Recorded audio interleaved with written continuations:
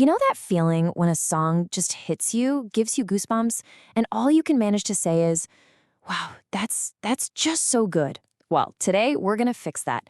We're digging into the language of music so you can get armed with the exact words to describe what you're hearing and, what you're feeling. Oh yeah, we have all been there. A track comes on, it's absolutely amazing, and your brain just short circuits and lands on, wow.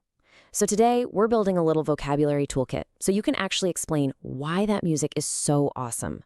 All right, first stop, we're stepping into what I like to call the critic's corner. Because let's be real, if you want to know how to talk about music, it helps to see how the pros do it. We're going to borrow, or, steal, their language and make it ours. Okay, so what we've got here are a few album reviews from completely different genres. We're going to break them down, line by line, and see what powerful words we can swipe for ourselves. You ready? Let's do it. First up, a rock band called Bloom. The review says their debut album will blast out from your speakers. I love that phrase. It's so visceral. It's not just loud, right? It's like a physical wave of sound that you can actually feel.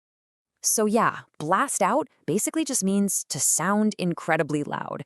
It's the perfect phrase for that song you just have to crank all the way up, the one that makes the windows rattle and feels like it's shaking your bones.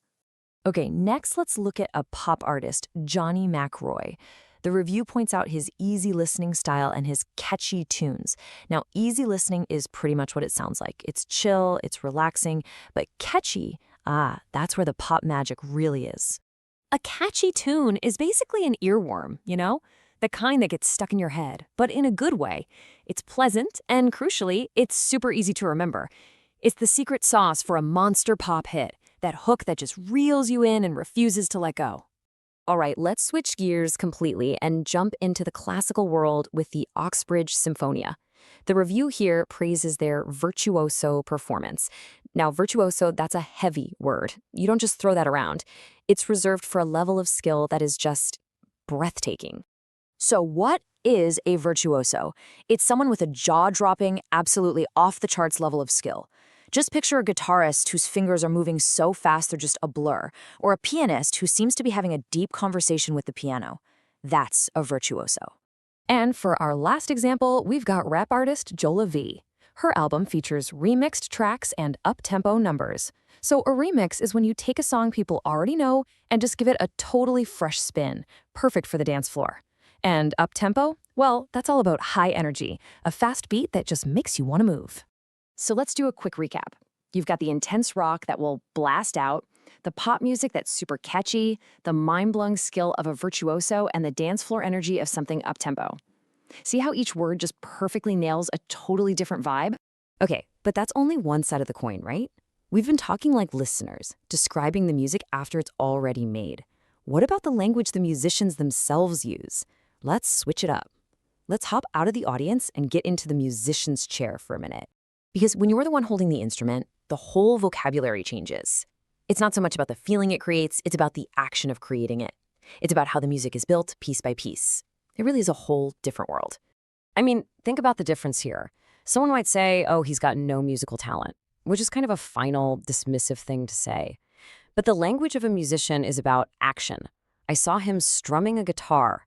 It's not about some mysterious gift. It's about the actual physical process of making sound.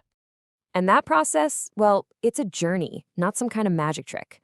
Nobody just wakes up a virtuoso one day. It all starts with deciding to take up an instrument. Then you have to learn the absolute basics, like how to tune it so it actually sounds good.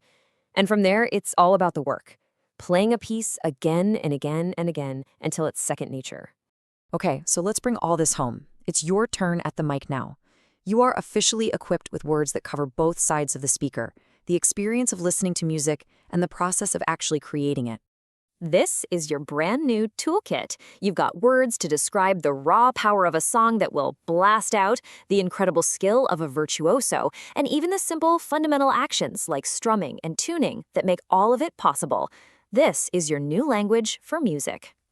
So I'm going to leave you with a challenge. Think about a song you are absolutely obsessed with right now. Is it a catchy up-tempo hit? Does it have a totally mind-blowing virtuoso performance? Well, you've got the words now. Go find someone and tell them exactly why you love it.